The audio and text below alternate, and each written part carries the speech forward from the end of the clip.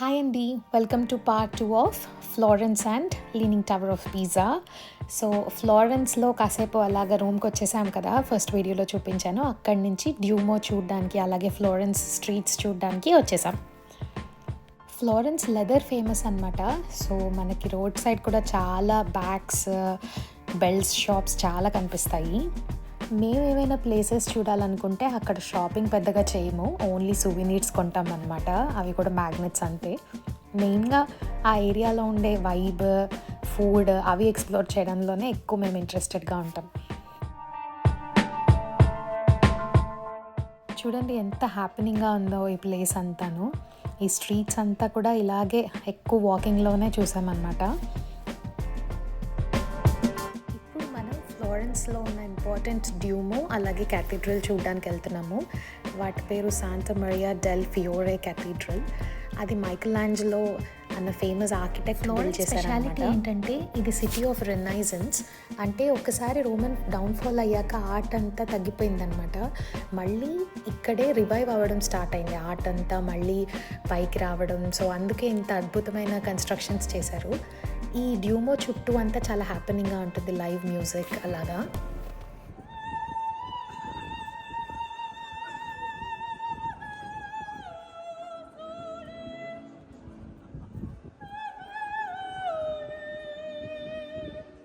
వచ్చేసరికి మధ్యాహ్నం అయిపోయింది కాబట్టి ఇంకా డ్యూమోలోకి ఇప్పుడు ఎంట్రన్స్ లేదు. అందుకే ఈ చుట్టుపక్కల ప్లేసెస్ అన్నీ చూసి, అలాగే సన్సెట్ చాలా బాగుంటుంది ఫ్లోరెన్స్లో, ఆ ప్లేస్కి వెళ్ళిపోదామని అనుకో.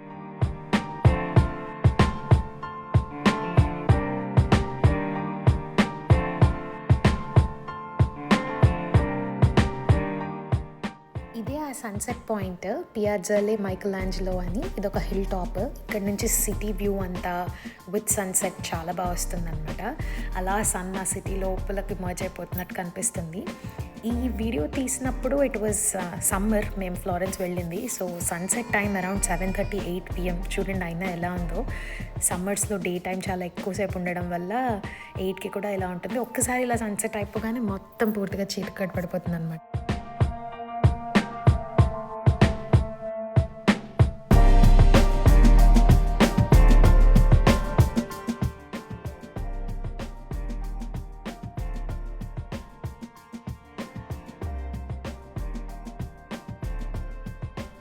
చాలా క్రౌడెడ్గా ఉన్నా, ఇంకా బ్యాక్గ్రౌండ్లో పీపుల్ ఉన్నా కూడా ఫొటోస్ తీసేసుకుని మేము ఇంకా రూమ్కి స్టార్ట్ అయిపోయామన్నమాట.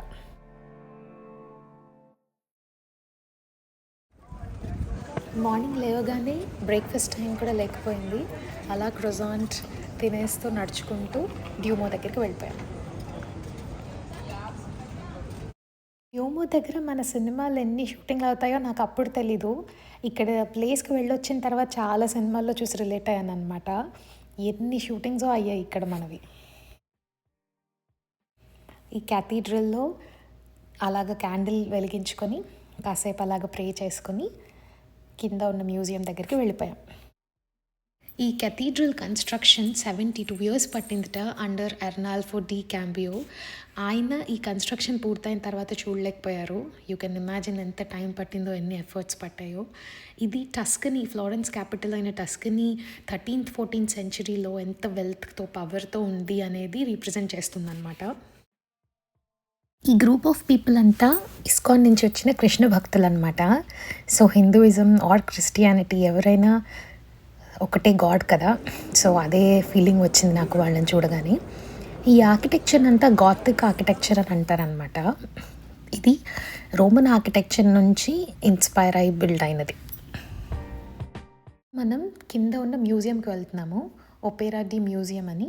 కన్స్ట్రక్షన్ అప్పుడు వాడిన మెటీరియల్స్, వెదర్ వల్ల కొన్ని పాడైపోయినవి అవన్నీ కూడా రిమైన్స్ అన్నీ కింద పెట్టారనమాట.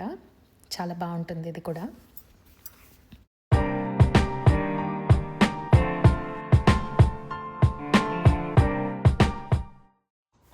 డ్యూమో అది ఒక స్క్వేర్ అని చెప్పాను కదా, ఇంపార్టెంట్ సెంటర్ లాగా. అక్కడ ఇలాగా హార్స్ బగ్గీ బండి, ఒక కెరోజిల్ అవన్నీ కూడా ఉంటాయి.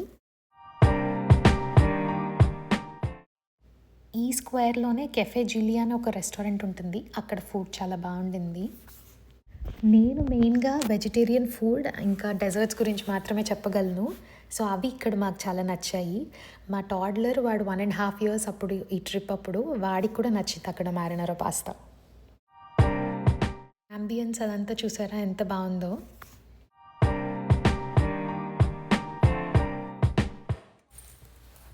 లంచ్ అక్కడే చేసేసి అక్కడే ఉన్న స్క్వేర్లో కాసేపు టైం స్పెండ్ చేశాను. అప్పుడప్పుడే నడకొచ్చింది వాడికి. సో పీజియన్స్ కనపడగానే వాటిని పట్టుకుందామని వాటి వెనకాల పరిగెత్తేవాడు, అలసిపోయేవాడు, అవేమో ఎగిరిపోయేవి. అయిపోయాక ఈ పీజియన్స్తో ఆట అయిపోయాక మేము ట్రైన్ ఎక్కేసి మళ్ళీ వెనిస్కి వెళ్ళిపోయాము. Thank you for watching this video. Stay tune for my Venice video.